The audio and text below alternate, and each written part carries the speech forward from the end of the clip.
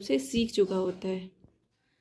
So what is the basic idea behind Vygotsky theory is child's thinking develop होती है interaction with others.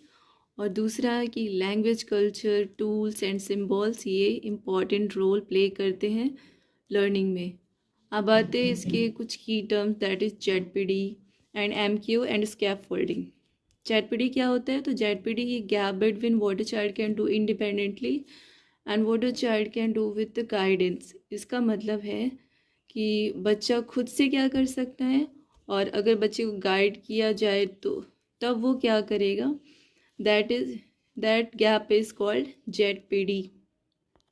So let's take an example for it. अगर बच्चे को सम नहीं आता, वो प्लस करना नहीं जानता है, तो वो कैसे शुरुआत करते हो? अपने फिंगर्स पे काउंट करता है। तो ये फिंगर्स वाला आइडिया उसको किसी टीचर ने दिया होगा, पेरेंट्स ने दिया होगा, या फिर किसी उसके बड़े भाई बहन ने दिया होगा।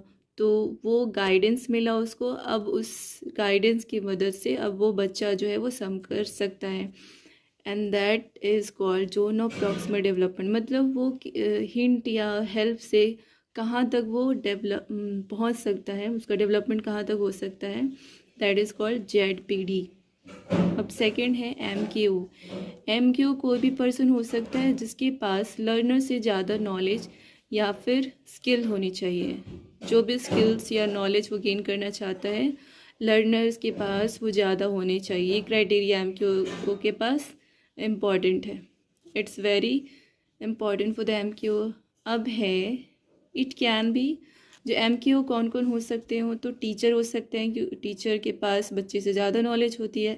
पेरेंट्स हो सकते हैं, अगर वो कुछ अपने बच्चे को सिखा सकते हैं, बच्चे से अगर ज़्यादा नॉलेज पेरेंट्स को होती ही है।